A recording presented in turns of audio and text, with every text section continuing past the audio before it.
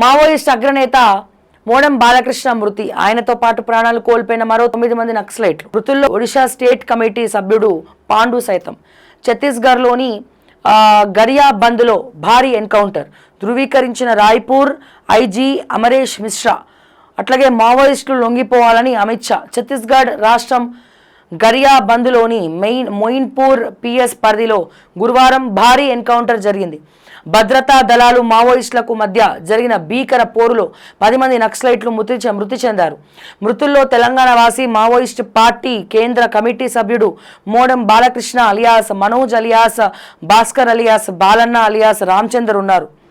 వరంగల్ జిల్లా గణపురానికి చెందినటువంటి బాలకృష్ణపై కోటి రూపాయల రివార్డు ఉంది. ఒడిశా స్టేట్ కమిటీ సభ్యుడు పాండు అలియాస్ ప్రమోద్ కూడా మృతి చెందగా దీనిని రాయ్పూర్ ఐజీ అమరేష్ మిశ్రా ధృవీకరించారు. మరో 26 మంది నక్సలైట్లు కూడా లొంగిపోయినట్లు పేర్కొన్నారు. ఇది చాలా బాధాకరం. యాక్చువల్గా మన కోసం ప్రశ్నించే గొంతుకలు నక్సలైట్లు. ఇప్పుడు ఈ మధ్య కాలంలో ఎటువంటి బెదిరింపులు కానీ ఏం చేయట్లేదు. వాళ్ళ పనేదో వాళ్ళు చూసుకుంటున్నారు. అయినప్పటికీ కూడా కేంద్ర ప్రభుత్వము చాలా ఘోరంగా వ్యవహరిస్తూ ఉంది నక్సలైట్ల విషయంలో.